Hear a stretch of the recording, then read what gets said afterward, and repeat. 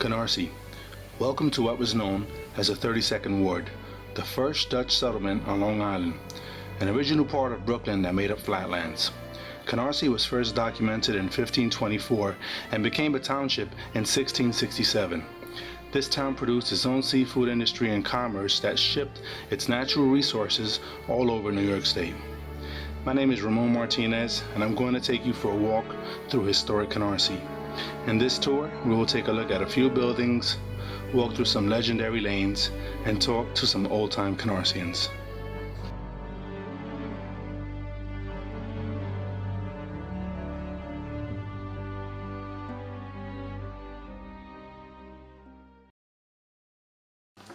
It was a summer home.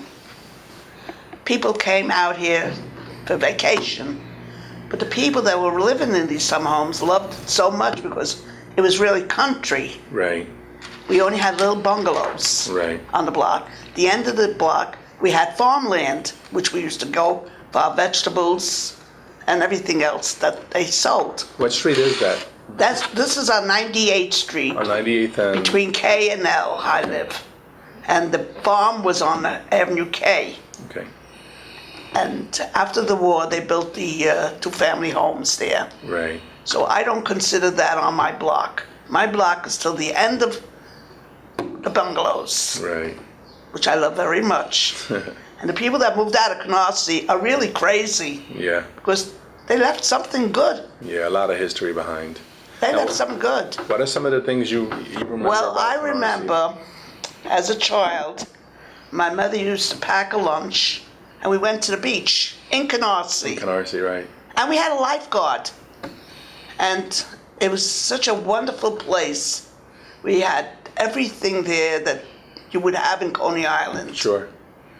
We had all the rides, all the entertainment. We also had the Oasis, which was a bar. Right. So now, you remember the rides. Are you referring to Golden City Park? Yes. Golden City Park. City Park. So Golden City Park... Was the park on that side. I only believe in Canarsie Beach, the Canarsie Beach Park. this side. Okay. See, she knows Canarsie, the other part. The Golden City Park. You remember Golden Yeah, where the park is, that's what she knows. She's across the, the tracks from me. Right. And we had rides. I remember my brother had a concession on Rockaway Parkway where they throw the ball and you get a prize. Right. And we went to the beach every week. Wow. And then sometimes we were there like every day. And there's so much I could tell you about Canarsie, but I feel everything's lost in my mind now. It's okay. In fact, I have pictures, but I couldn't find them. My daughter you put them can't somewhere, find she don't remember where, with us sitting on the beach. And my brothers used to jump off the pier Really? in Canarsie, the Canarsie Pier. Did you ever see the Canarsie Pier? The original pier? No. Well, Well, now they take a fixed walk it. down there. Right. They did a nice And my job. brothers used to jump off. We also had, remember we had a boat that used to take us to Rockaway to watch the fireworks. Right. And You remember what the name of that boat was or anything like Excuse that? me? Do you remember what the name of the boat was? The boat they used to it was take you one to of the these, Rockaways? what do you call boats? Like an excursion boat? Yeah, like a small little excursion boat. Because there was no Belt Parkway. There was no Quonset huts. There was no project where he lived. Right. I mean, this was all open land. It was all open land. And we never had a supermarket like they have now. We had, where I lived, we had the A&P, Bohacks, and there was another store. Well, we used to shop in a little grocery store.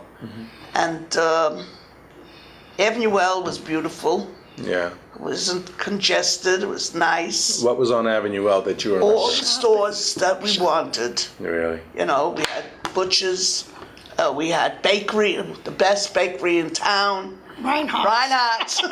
Reinhardt's Bakery? Yeah, the best. In fact, when I was in kindergarten, my teacher took us on a trip, and we went to Reinhardt's Bakery, so we could see how they make the cakes and things. Really? They took us in the back, like, where Right. the ovens were. And then they gave us what do you call it? How do you call that there? It's like white top. What do you call that? I forgot the name of that cake. Like a funnel cake, you mean? No, or no, no. Like it's a crumb cake. A crumb cake, okay. And ever since then, that's all I like is crumb cake. Yeah. I remember it as a child. Right, right. And we had a police station as we have now. Where was the police station that you Was remember? 69. Was And it was on Glenwood Road? Yeah. yes. Right. We had the same firehouse. And the school, she went to one end. That's probably where he went, toward that end. We had one school, which at the time was two schools, her school and my school. That's were all both- Canarsie had. So they were both in the same building? No. I said she's on the other end of the road. Okay. On this side, she's on that. Okay. I'm school right up the road here. Okay. She's on Flatlands Avenue there. Okay. Or Remsen Avenue, what is it? Flatlands. Flatlands. Flatlands Avenue. She went to that school and I went to the one right here. And I can remember every teacher I had there. Mm-hmm. And I can't remember what I did last night. But I can remember all What you about remember all about old Canarsie? all about Canarsie, the best place to live. Yeah, And even though my kids are trying to get me out of here, yeah. but they're not winning.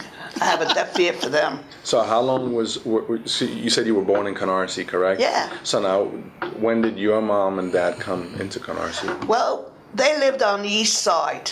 I remember their address was 92 Allen. And they got complaints from the landlord that my two brothers were making too much noise. They were little kids, you know. Right. One was maybe 3 and the other one was maybe a year and a half or something. So they had nowhere to play. So they used to run around the hallway. My father came home one day. My mother told him about the landlord. He took my brother and he came to Canarsie. Somebody told him there's houses here. And it's like the country. So that's all my father had to hear. Right. He came and he put down a $10 deposit. Wow. On And he the bought the property. house where I was Amazing. born. That's amazing. And it was built maybe a year or two before I was born.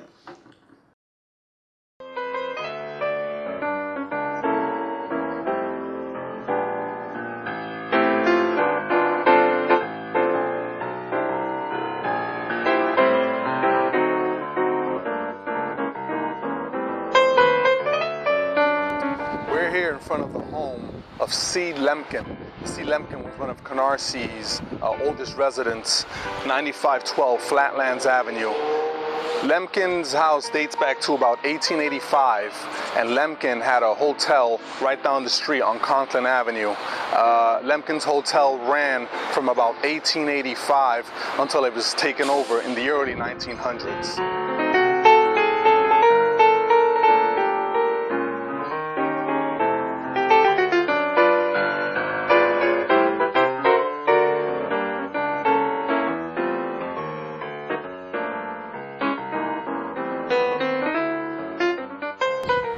So we're standing now in front of the Biggs home.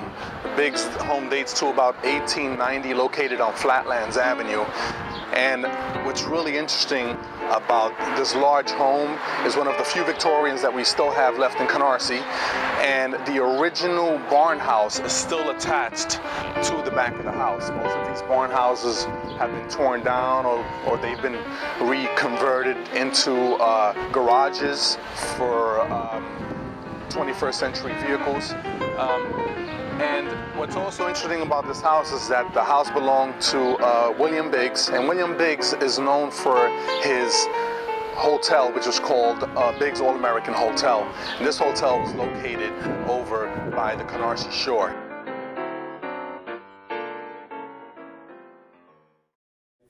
Was working a little bit, but so my mother says to me, to get going, why don't you live with me for a while? So my wife and myself, we lived with my mother and father.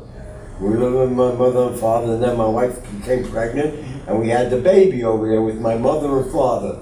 As soon as I got with Pepsi Cola, because I got out of the army, in '46.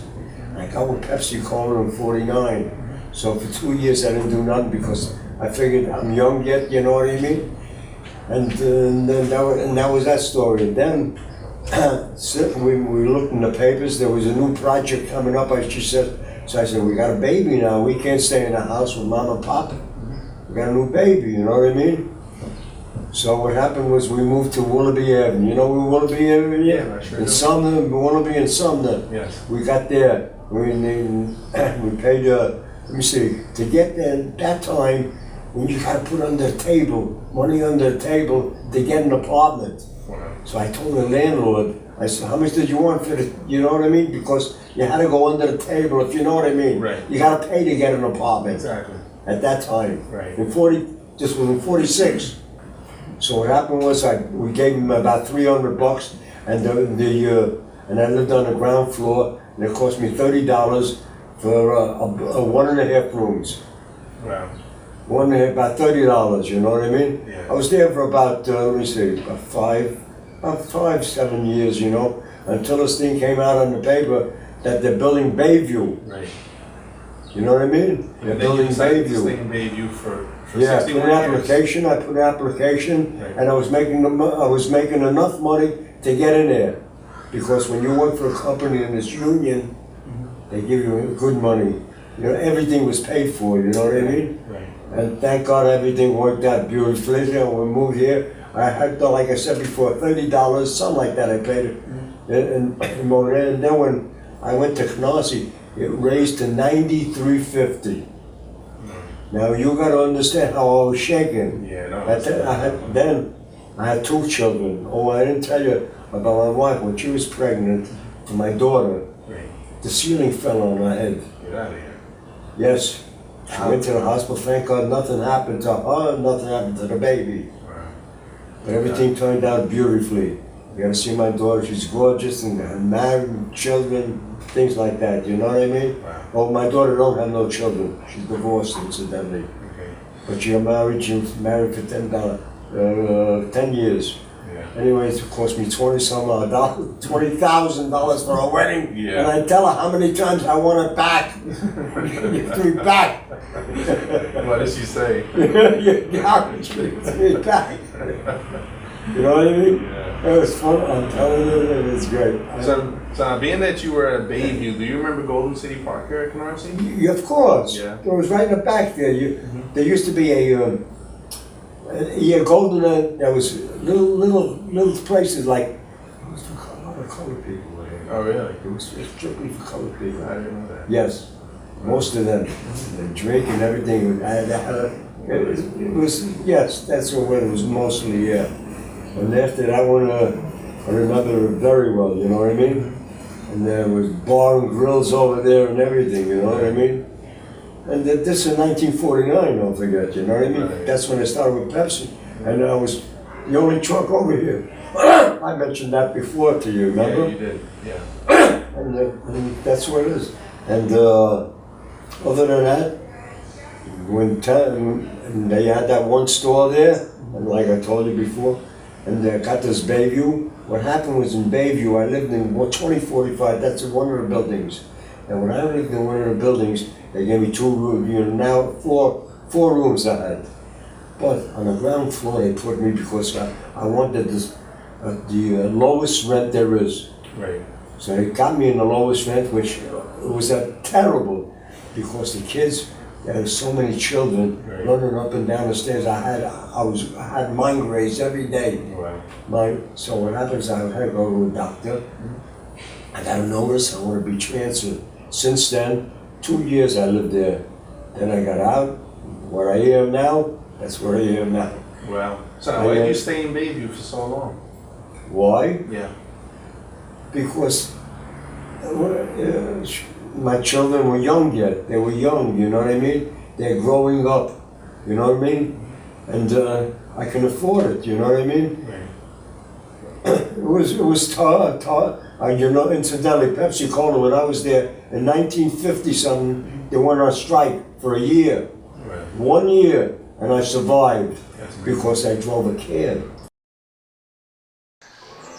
We're about to approach a very old prominent house here in Canarsie. It's the Judge Wilson House.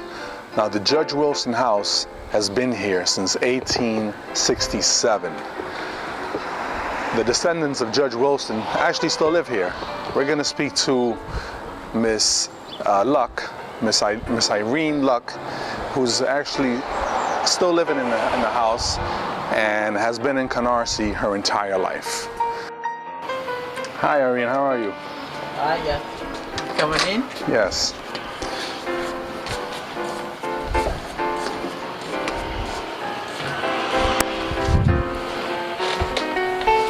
Camera off. Yeah, it's recording. Oh, there were two families per Yes, Quonset hut? yes. Wow, this is really amazing. Yeah, yeah.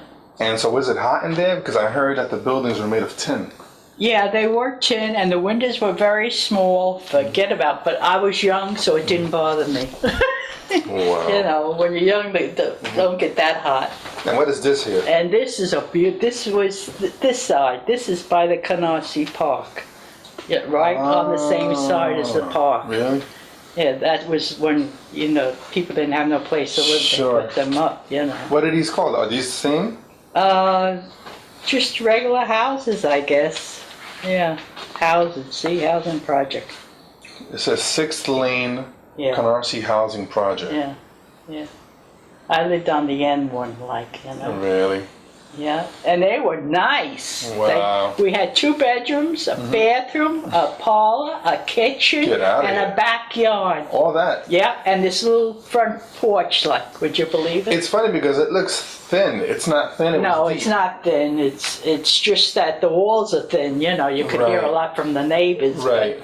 I didn't mind, you know. Wow, that's amazing. And they were cute. I liked them, you know. Let me see what else you have here. You got some great shots over here. So we got Ruffle Bar here, and Ruffle Bar was originally a part of Canarsie, and I believe the island of Ruffle Bar was part of the 32nd Ward, which was part of Canarsie, and the island consisted of 60 acres.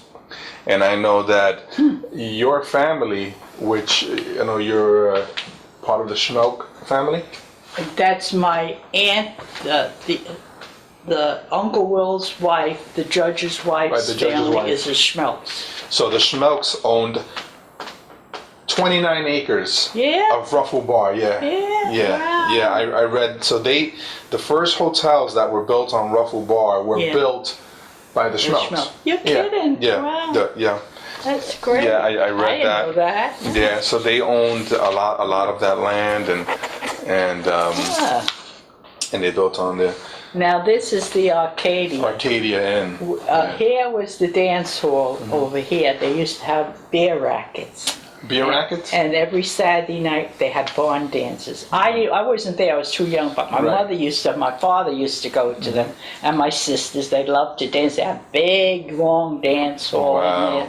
And the Arcadia was just a bar over here, but that's the dance hall. So the dance hall was part of the Arcadia. Yes, it was all part of everything. It was one entire Yeah, unit but it there. was really old, you know. Right. They didn't have much. I heard it burned down in 60, I don't know when 60 it burned 61, down. something like 1961, something. I was there a few times when I got older, but And it was located there on was no more Rockaway Avenue. barn dances. They used to get locked up if they were dancing with their own person. My mother, really? yeah, they used to tell me about it. And I said, Wow. boy, they had good times. That's amazing. Yeah. And then what else do we have? We got a nice picture of Canarsie Beach Park.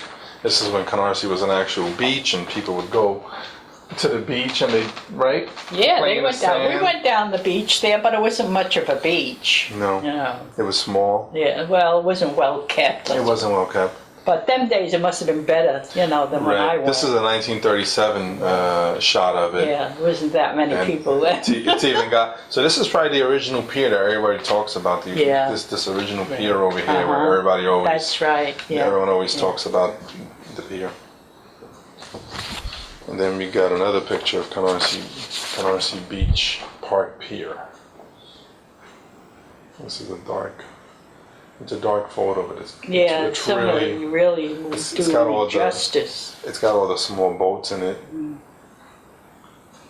1911, so this is really early. And then here's another shot of the Canarsie shoreline. This is a nice clear shot of all these. Now all these buildings have been, I mean, they're gone. Oh, yeah, They've been- definitely. They've been yeah. torn down. Yeah, they've been everything's gone. different now. This is Yeah. very early. This is 1906, and I know that Canarsie had a few fires. There was a big fire in 1909. 1909. Golden City had a fire too, Right, right? Golden City Park had a fire. Yeah. Golden City Park had 3 fires. They had the 1909 fire that brought down the original arc, and then you had another fire in 1924, Wow. and then you had the final blow was in I believe I think it was in the 30s. It was like 34, 35. There was another fire Boy, huh? at Golden City Park. I didn't know much of. My father talked about it when I was younger, but I didn't know too much about it. And so let's look at this. This is Uncle Judge Wilson's father. So this is Judge. The high school is named after John Marshall, him. So John Marshall Wilson, the school in Canarsie, the junior high school, Yeah. John Marshall Wilson is Right. named after this gentleman right Yes, the father of Judge Wilson. here. Now, when William Wilson was the one who owned this house, Yes, right? William R. Wilson. So this is the William R. Wilson house, Uh-huh. and they were both judges, right? The father, yes. The father yes. was a judge. And the other brothers were like baseball players and Yeah. like that, you Yeah. know?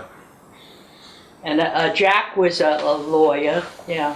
Now tell me who these people are over here. Huh? Tell me who these people That's are. Uncle Will and Aunt Lil. That's the judge and his wife.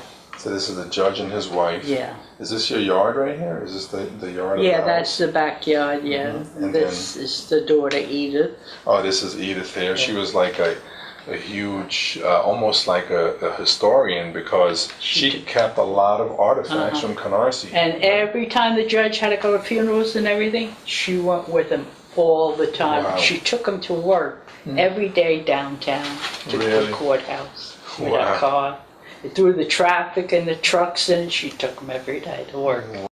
And this is her and Uncle Will, the judge. And this is the judge here. Wow, Yeah. amazing. And then you've got, let me come back to this. Oh, you got some more. And this was, I remember this photo because this is a shot of, Yeah, he talked after a parade or something. I think this was, what was that, the World's Fair, the 19. Is anything marked on there? I don't know on the back. I think I'd read that this was the World's Fair. Yeah, it says World's Fair You got a 19. good memory. World's Fair 1939. William R. Wilson, the speaker, and it was Canarsie Day at the World's Fair.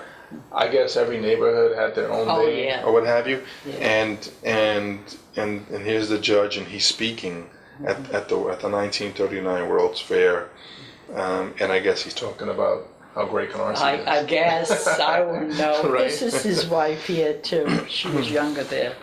Yeah. Oh, look at this. This is wow. This is amazing. This is a ballot for. Check this out. This is a ballot for William R. Wilson.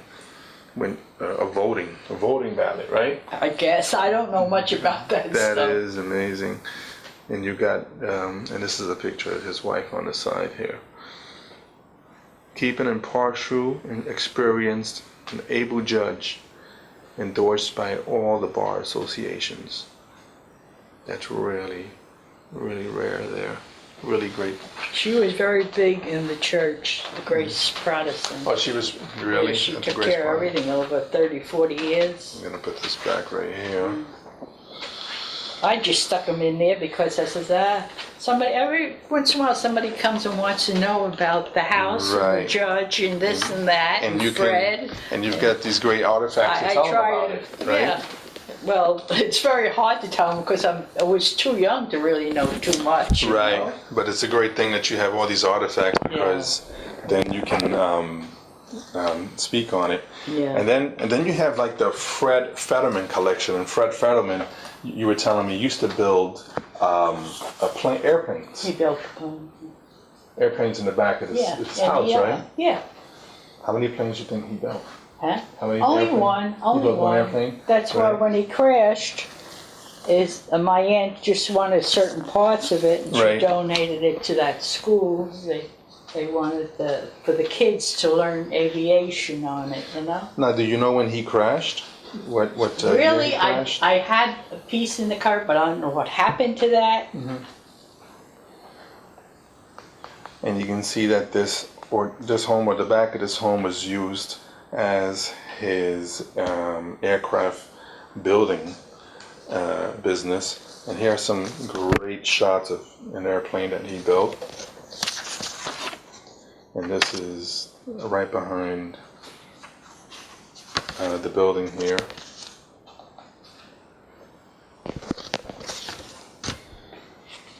And here's a really nice shot. Smaller, but it's a nice shot of the house right behind, and you can see the airplane being built. And you said that he would disassemble the airplanes and then bring them He over had to to, because you see, he couldn't go through. I don't think, unless he did go through the streets with it. I don't know. Right, there wasn't a lot built, so with all he the could have lots did and that. everything, I guess he could have, right? Did that. I guess he could have. Yeah, because it was all lots years ago and farms, you know. So I don't know what to tell you. And then you were telling me that this book here is called Wings for Life, and it talks about a lot of the old aviators. She donated it and everything. Yeah. And it's inscribed by Edith Wilson. And She knew a lot about planes. yeah, Forget it. she sure did. And then I'm gonna read a paragraph here that it talks about Fred Fetterman. It says, as I clambered out on the wing, the first man to reach me was Fred Fetterman, one of the best early Lockheed mechanics in the country. He helped drag me to safety, and just as we were well clear of the ship, we saw an excited bystander about to toss a lighted cigarette into the pool of gasoline. I yelled, and Fred grabbed me, barely in time. So Fred obviously saved someone's life, and they. I tell you, I wish and they I wrote lived about in it. those days. What's life today? There's It's- nothing today, you It's know? nothing compared to the way it used to be. And they had so much going for them. Exactly. There was a lot of opportunity, a lot of freedom to do different things, and you know. So this is a really valuable collection. Fred Fetterman hasn't really been spoken of at all, because I've never heard anything about Fred Fetterman other than through you know? You told me that, so I said, gee, I gotta look around. I know I must have something about Right. Fred. And you've got these great 'Cause my aunt artifacts. really loved him. You've got these great letters, and we know where a lot of the things were. And then what's really awesome is that you also have this letter from the Canarsie Board of Trade, and the Canarsie Board of Trade and Chamber of Commerce was located at 9209 Flatlands Avenue, and you can see that it says Skidmore 4-0880, and that was back in this letter is dated 1939, but those telephone numbers, when they started adding the numbers to the words, was back in the 1920s. And Canarsie had 3 number designations. We had Skidmore, we had Cloverdale, and we had Nightingale.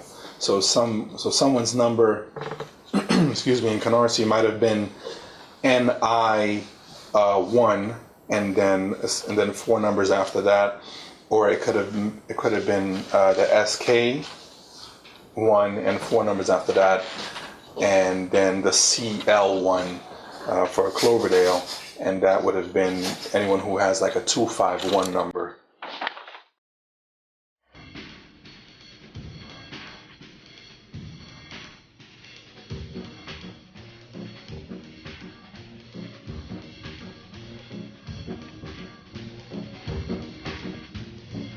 Did you know that Canarsie had a tourist industry that brought in over 60,000 visitors when its resident population was only 2,000 in 1880?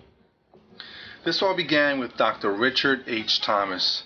He became fascinated with turning a town into a huge network of resorts, steamships, and all of that would only be possible with a fleet of steam trains to bring tourism and commerce into Canarsie. In 1862, he set forth his vision, and by 1863, he had set up a charter with a starting capital of $35,000. In 1858, he got property from James Remsen in which to build his railroad. He named two men as president and manager. They were DeWitt C. Littlejohn and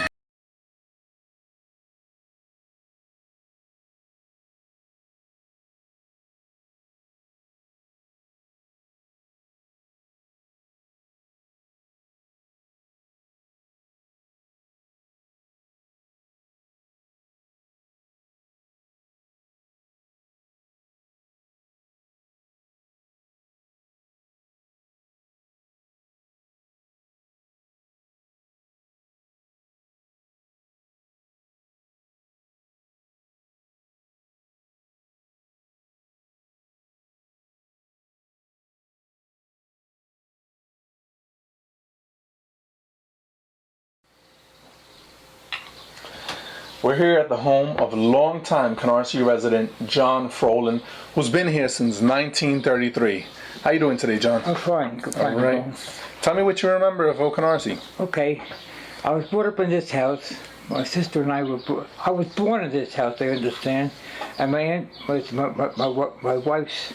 mother's what do you call it, midwife, right? Mm-hmm. She was a nurse. My Aunt Ruth, she was a nurse. Mm-hmm. And she delivered me in the house, but I was taken to Brookdale Hospital, which was then Bethel Hospital on Linden Boulevard. Right. Okay. Mm-hmm. And I was born in this house. We had my sister and I. My sister was born in the hospital.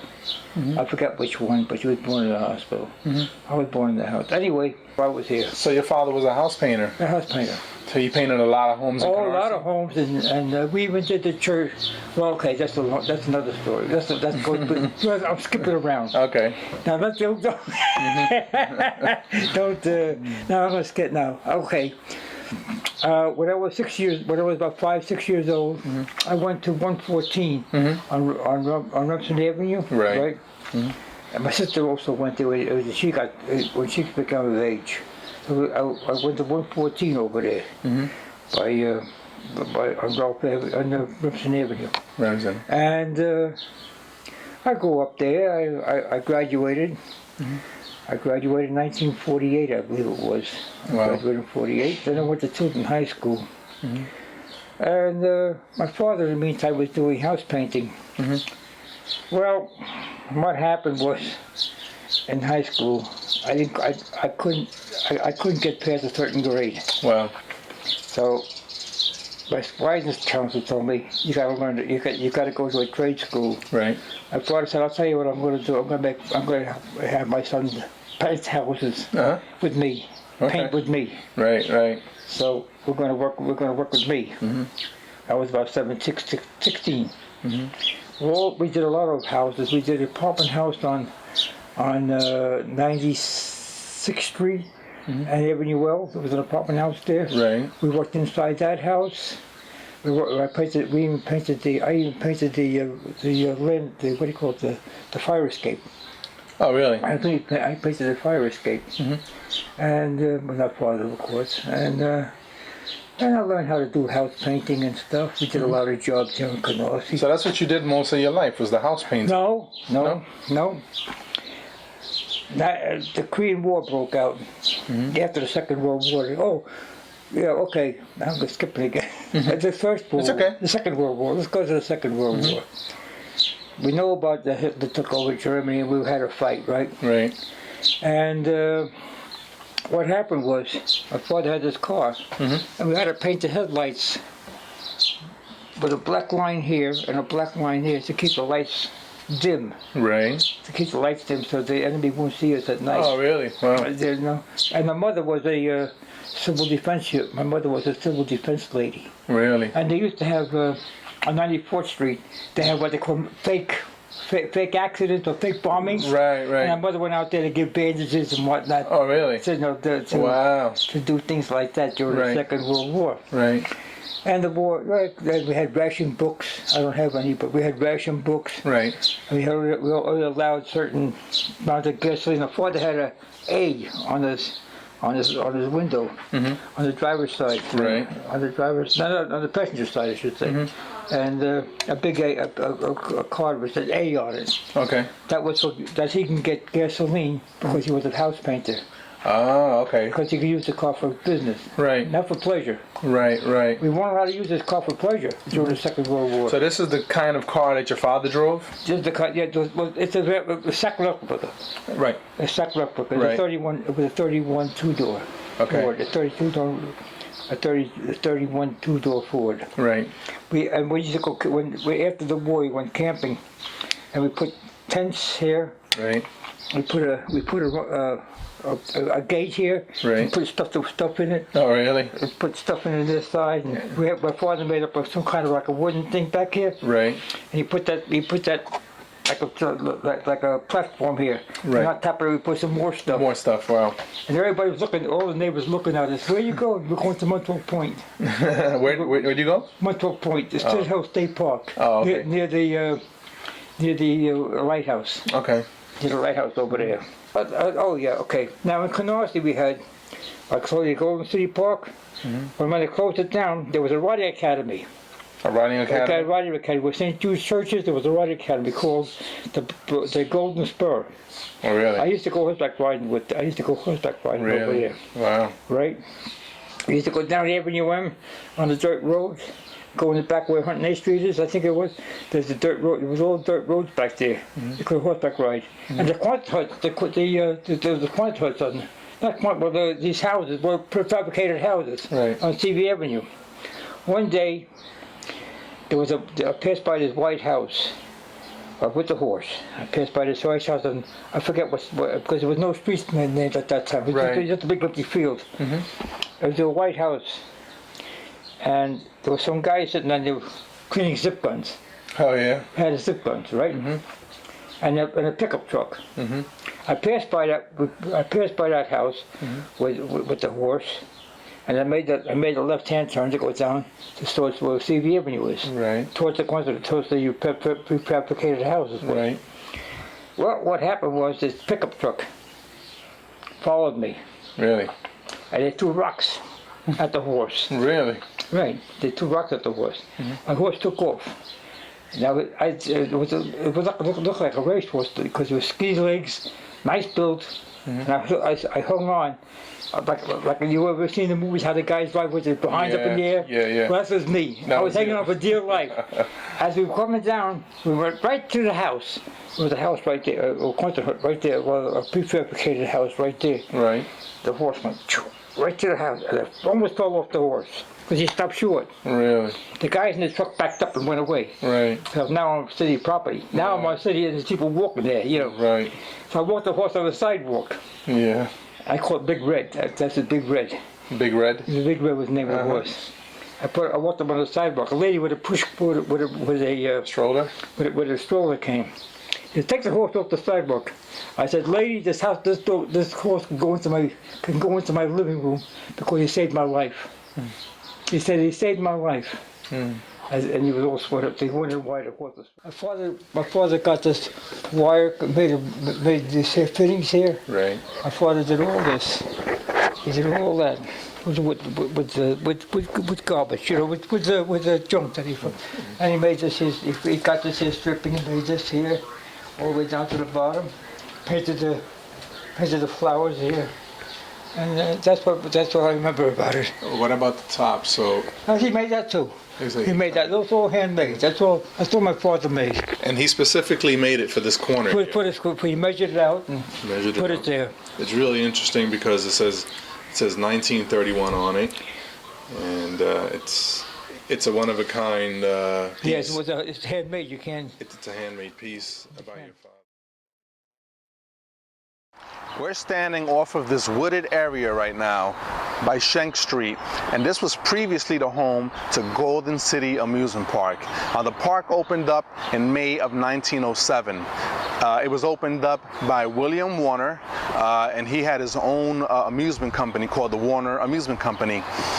It was actually built by the Traverse Swing Company, which came in and they built this tremendous park. When the park opened up, it had 14,000 lights. It had a ton of free band concerts, lots of rides that extended all the way to where Canarsie Beach was at that time. So you can walk from the sand into the park back then.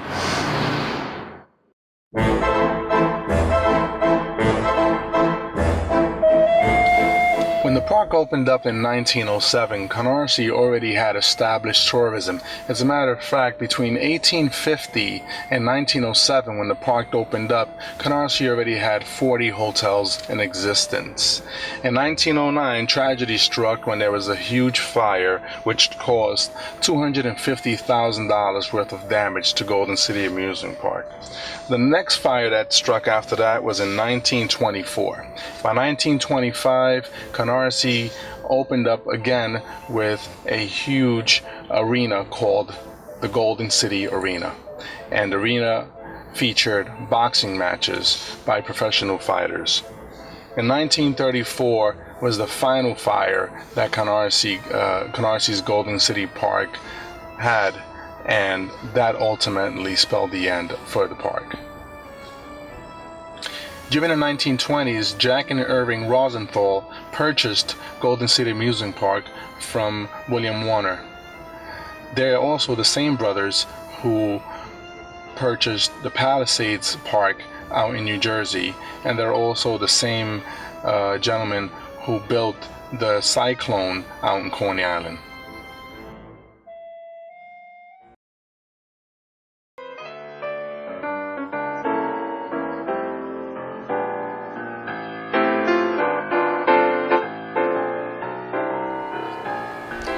I'm standing in front of an old shanty that was originally part of Ruffle Bar. This shanty is one of the last existing buildings that was actually located on Ruffle Bar. If you remember, Ruffle Bar was originally part of Canarsie in the 32nd Ward. The building was brought over by the Schmelk family, who owned about 30 acres of the island. The building was brought over in the 1930s, and it's the only remnant still standing from that island.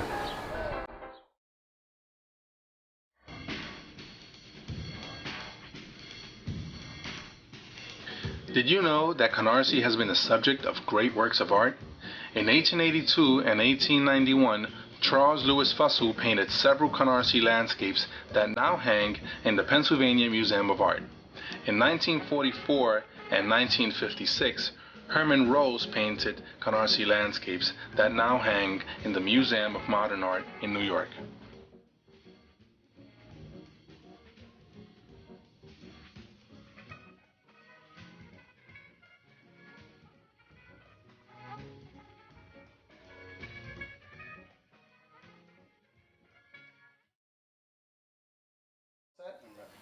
Okay, so we're here in Mrs. Scalise's house. Mrs. Scalise has been in Canarsie since 1949, where her husband ran a medical firm here. Right, Mrs. Scalise, how are you doing today? Good. In those days, it was $2 in the office and $3 at home. That was the going money we made. Wow. Right? $2 and $3. Right. I didn't hear you. And he would. I have a problem, but I have two hearing aids that help me. Okay. When they started practice, it was $2 in the office and $3 a house call. For the Yeah. house call. Was it? Yeah. Yeah. So that's when he would go to people's homes. Where That's they would right. Call them, and he would do the house calls, right? And That's so his right. practice was here. We're on 95th and Farragut. Farragut. His brother was a physician before him. Right. In the same place. In the same building. Right here. Right. And they were in Canarsie since the early 1900s. Yeah, they came in They were here a long time. yeah. Yeah. Not maybe the 30s, 1930 or so. 1930s. They bought this house. Right. And so now, what are some of the memories that you have about this area when you first came over here? Dirt roads. Dirt roads. Dirt roads. and you've traveled on foot a lot of times. There were no cement roads, No. nothing. It was bad. It was country. In time, It was country. it grew. Yeah. It grew to what The became. Italians came here to plant their tomatoes Yeah. in the summer. That's This right. was a summer place for Right. them. My country father-in-law, place. Right. And then it became, you know, a place for everything because the war was over and everybody was looking for a place to live. Right. And we had the Quonset huts down by the shore. Right. And once they got rid of the Quonset huts, they needed a house or an apartment. Sure. And so, and then they had the projects. They went into the projects because they needed a place to live. that's when they lost Whoever came. Golden City Park went Went down That's the it. drain. Yeah. Everything that was at the 2 years down there. shore seemed to disappear because they needed the property for better things. Right. Because the war was over, they needed the property. And everybody we knew were very helpful to one another because we were all in the same situation. The war is over, they were all looking to have a home and have children. Right. And we were very close with the Knights of Columbus, the Lions Club. Right. And we all participated. Right. And we enjoyed each other. And we were very close. We became friends for life. Right. I find that very difficult today. Yeah. It's not so. It's not the same. No. Right? What we had, we don't have now. So now your husband was also a doctor, just like Mrs. Yes, Scalisi's husband that's was right. a doctor. And what was his name? Jacob DeVita. His name is Jacob DeVita, and I'm Louise DeVita. you're Louise DeVita. And I had 3 children here. here in Canarsie. Yeah.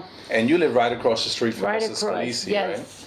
Our Yes. children went to school together. right? Yeah. They went the same grade, except that her son was tall and mine was short. So between Danny, They all went to school together. And, That was another Johnny closeness Belfiore, because Tommy was in the middle, protected by these 2 giants.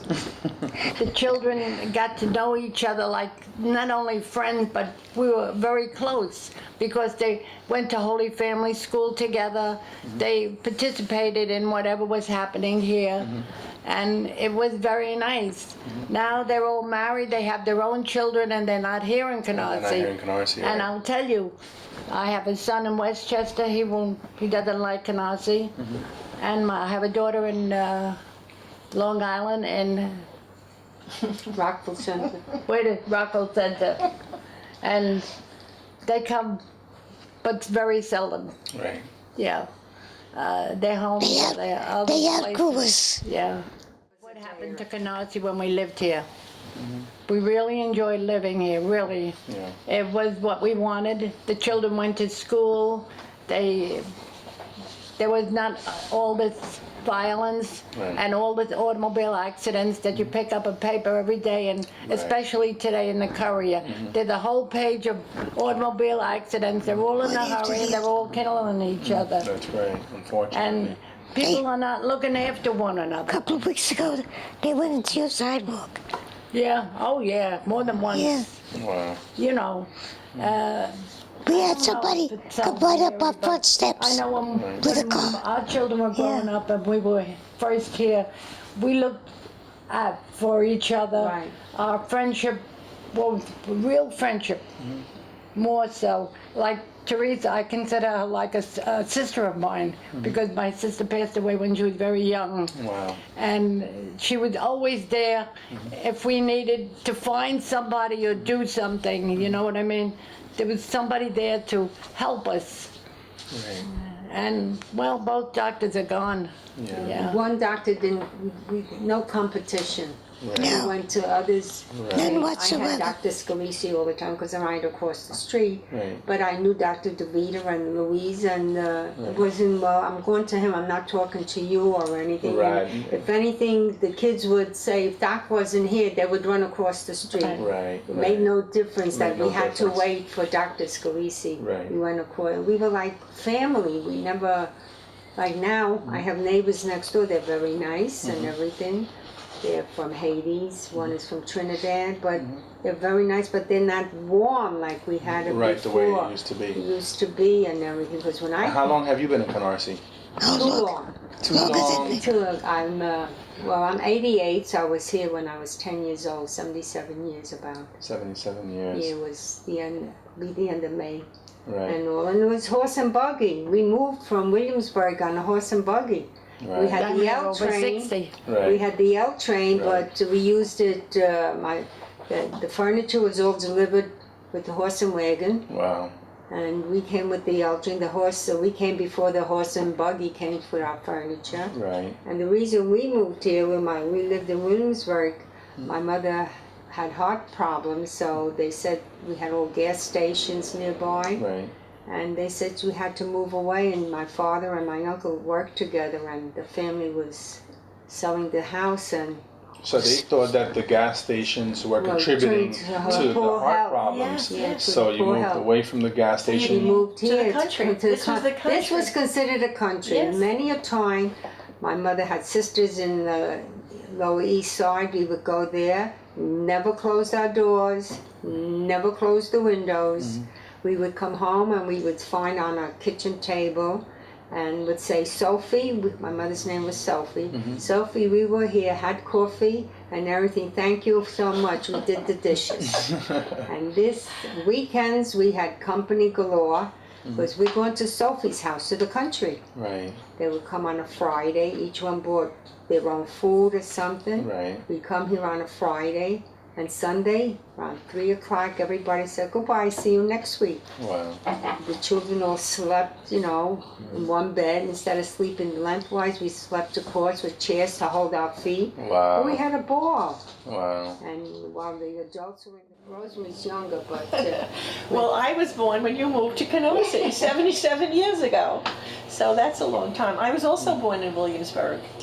But then my mother bought a house in Ridgewood. Oh, yeah. And that's where I lived until we moved here when I got married. So I'm a latecomer. I came in 1961, 61. which is when everybody else was moving away. Right. A little bit, right? So I'm here now 53 years.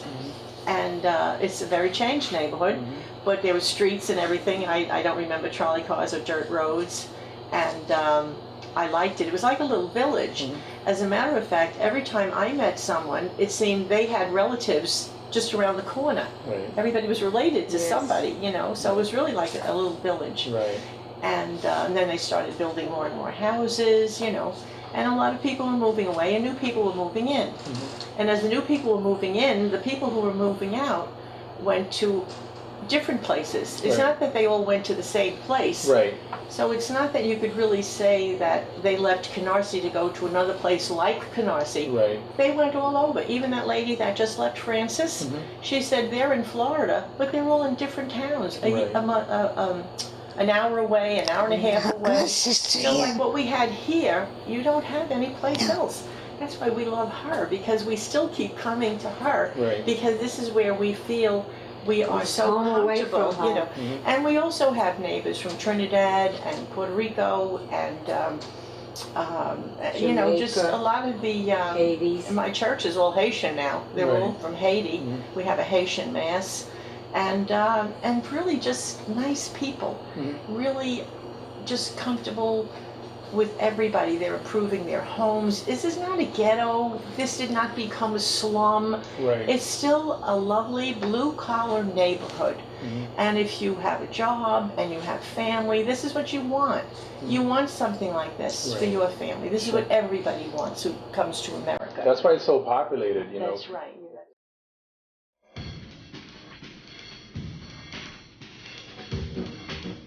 Did you know that Canarsie was a giant hotel resort town from about 1840 till around 1918? Many hotel owners began to advertise their establishments through customized bottles with their names. Here are 3 specimens from the 1890s. On the left, you have the Noth and Zan bottle. This bottle most likely held beer. In the middle, you have the Vreeland bottle. The Vreelands were a family that owned many establishments, including a hotel. And on the right, you have the C. Bartelsman bottle. This bottle also most likely held beer.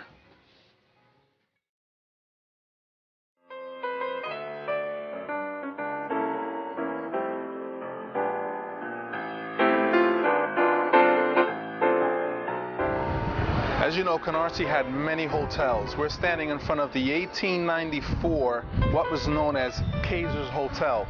Now, originally, this was the entrance right here on the corner. The hotel actually also had courtrooms in the basement. The 69th precinct was previously right next door, and once you got arrested, you went over into this building to see a judge.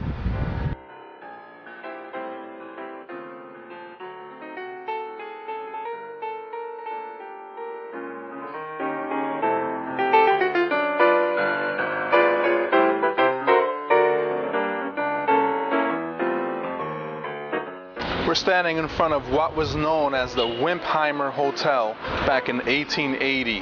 The hotel actually also served as a place for Canarsie residents to pick up their mail.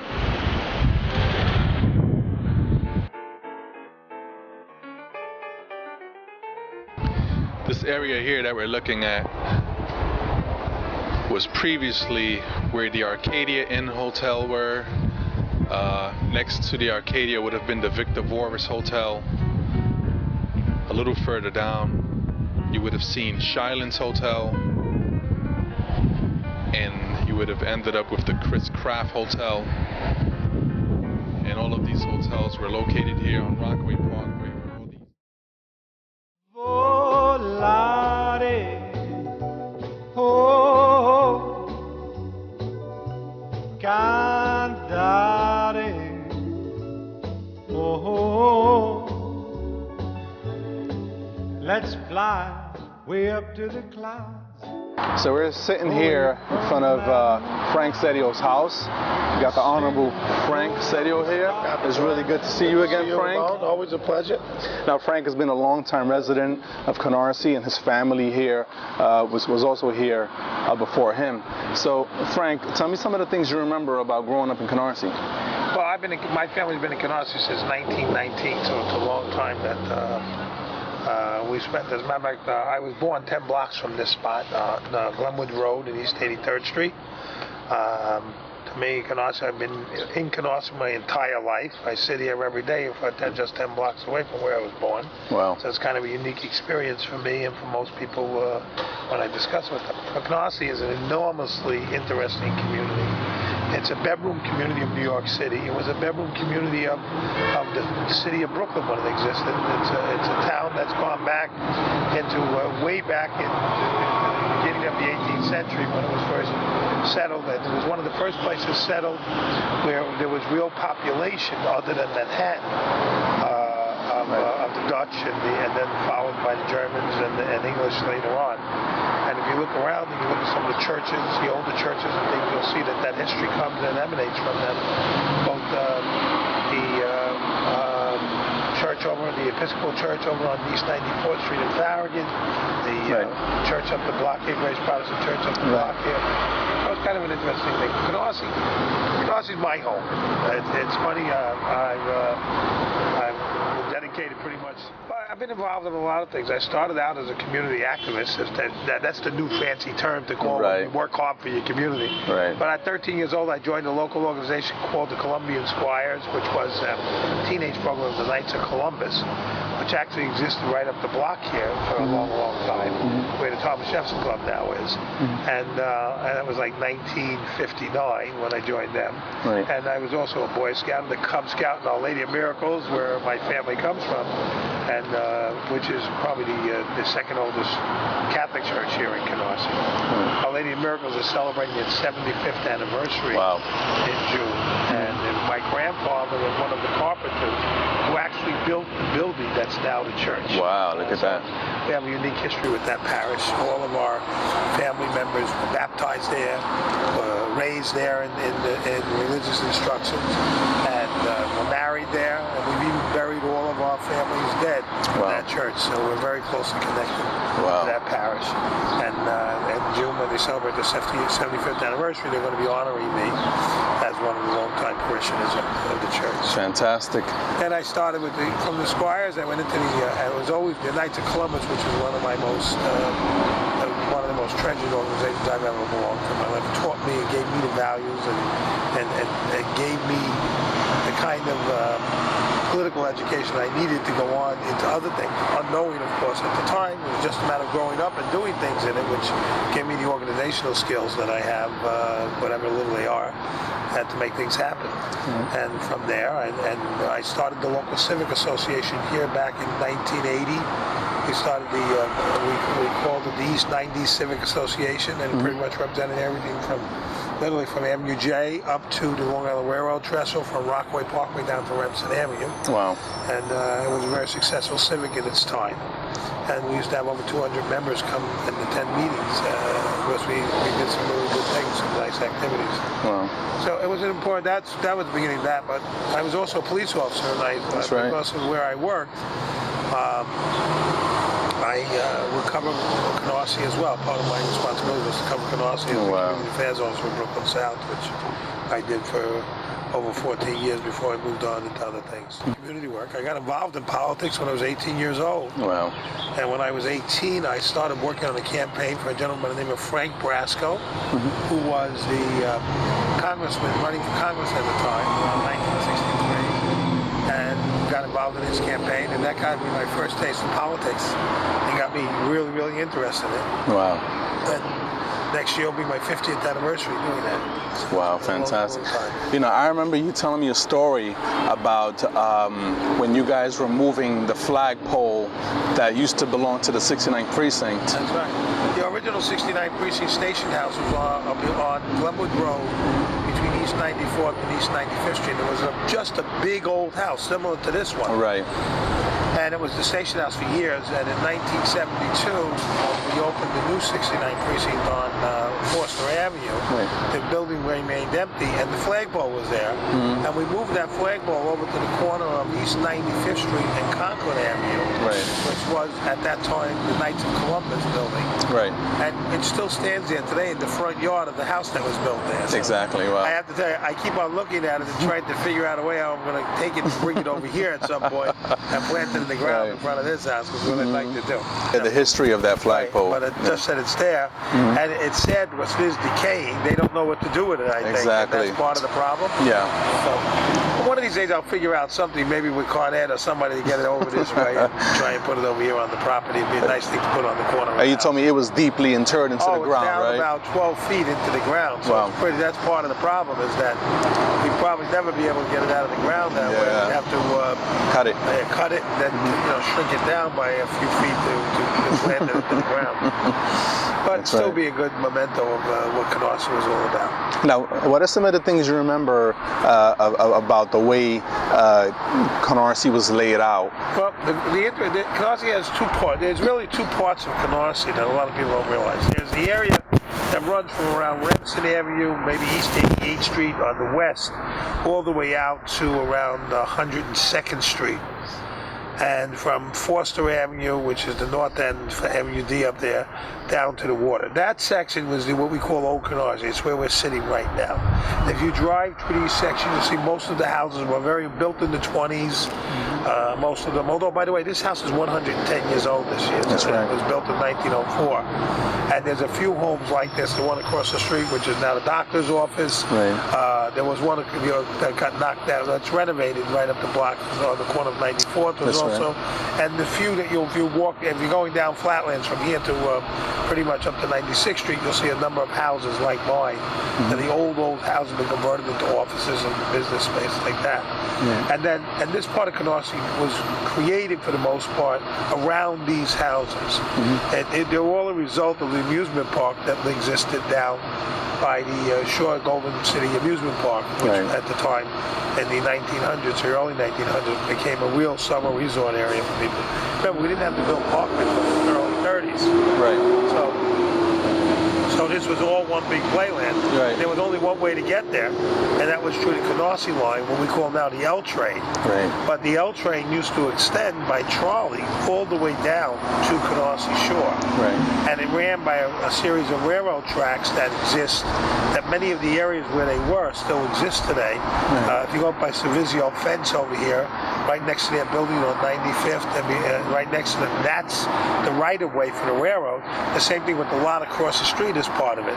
Some of it's been taken over and it was sold over the years, but for the most part, until 1970s when Canarsie High School was built, even that had the power station for all of this. So it's a very interesting area. That's right. And from about 102nd Street up to like what is now 108th Street, there were no homes there either. Right. That was another area that was very, very few bungalows, a lot of the old-time clammers, and that area was actually about 2 inches underwater. Wow. It was very interesting because we would go out there were a couple of boat yards along the creek over there on Spring Creek, which is now really too low to do anything about it. But back then it was a full creek. And we would go out there and you walk on boards to get out because there was about 2 inches of water that covered that whole area. So much so that the land wasn't considered solid land, and they had a special deed identified called a Torrens deed that was created for many of the houses there, to give them right and title to the land, to the use of the space as well as the land, because it wasn't considered real land back then. Wow, that's really amazing. Yeah, that area started getting developed more in the mid-50s, and they built what we call now Seaview Village, which was we thought was going to be actually the harbinger of the rest of Canarsie. But in 1961, they changed the zoning regulations, which allowed for these brick-attached homes to be built all through the community. Wow. So, but we had our own chicken market on the corner of East 84th Street. It was a live chicken market. We go in there, my grandma buy chicken. We lived down the block. And my grandfather had his own grocery store on the corner on Glenwood Road, what is now a Haitian restaurant. It was my grandfather's grocery store back in the, in the 30s. And you had to walk to it. No supermarkets. Right. We had no supermarkets in Canarsie until pretty much the 50s, and that was on Avenue L. Avenue L was the hub of shopping at Rockaway Parkway.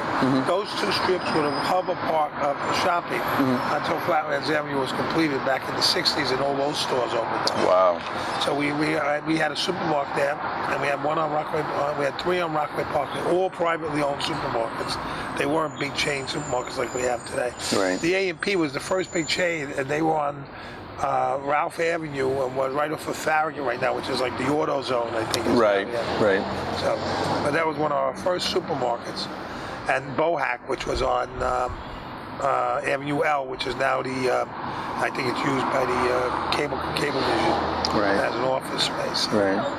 So it was a very different place than it is today, but it was a great place to grow up. A great place to grow up.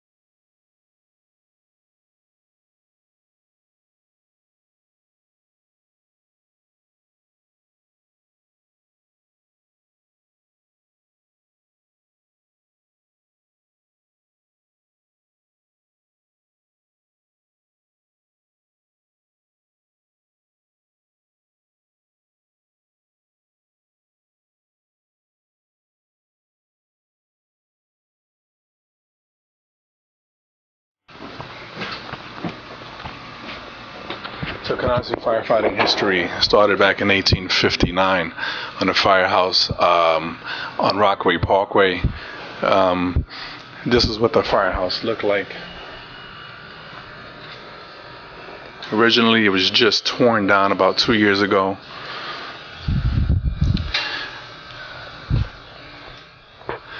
Canarsie, what was called the Flatlands Fire Department, covered the entire area of Flatlands, not just Canarsie.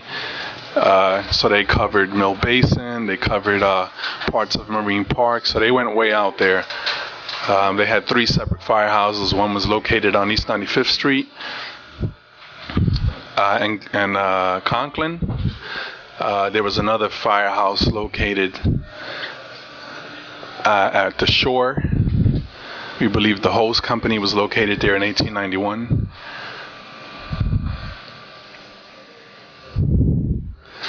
And there was a gentleman who was a retired firefighter who had a house on on 95th and Avenue L. And his house, although it wasn't a firehouse, what he did is he put a bell on top of his house, and he would sound the alarm if he knew of a fire that was going on.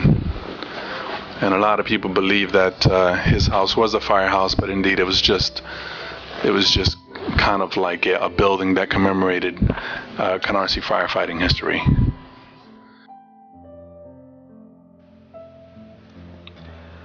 The Canarsie police history began back in 1888 when a justice of the peace was nominated in Canarsie. By 1893, an act was passed by the legislature to put an actual police department in Canarsie on Conklin Avenue and East 95th Street. In 1904 marked the earliest time when the Canarsie precinct lost its first policeman in the line of duty. This occurred on November 20th when James W. Devins died on his way to a fire. The second Canarsie officer to die in the line of duty was Joseph Hitz. He died on February 14th, 1939. On May 22, 1926, the Canarsie Police appointed its first black policeman. His name was Samuel J. Battle. These two murals show two of the Canarsie police officers that have died in the line of duty. We have Raymond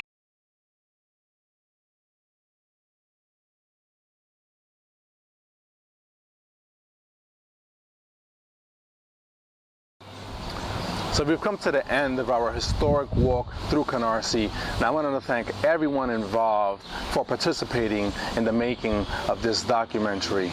And remember, there's more to Canarsie history.